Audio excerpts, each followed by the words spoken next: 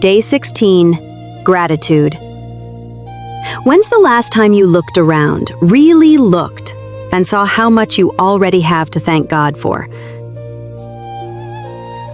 Welcome to a daily refresh with God. Here you are safe, you are seen, you are loved. Take a deep breath and invite God into this very moment.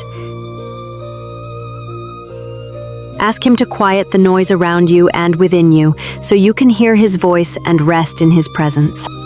Father, You are the giver of every good gift, the breath in our lungs, the warmth of sunlight, the beauty in small things. Even in chaos, You are constant. But sometimes, Lord, gratitude feels far away. The weight of bills, deadlines, sickness, or silence makes it easier to count what's missing than to celebrate what's here. My heart gets cluttered with comparison and fear, and I forget that joy isn't found in having more. It is found in seeing You in what I already have. Let's pray. Father, I don't want to rush past Your goodness today.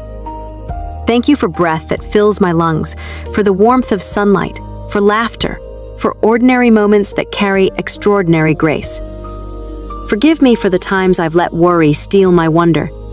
Teach me to live slower, to see clearer, to recognize that every good thing, every heartbeat, every chance to start again comes from You.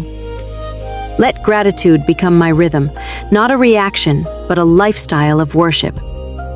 Fill me with contentment in Your presence, knowing that joy is hidden in the smallest gifts.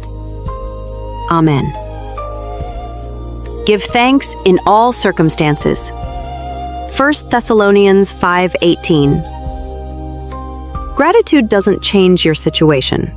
It changes your sight. Take this moment and breathe in thankfulness. Let the noise fade and the peace of awareness fill you again.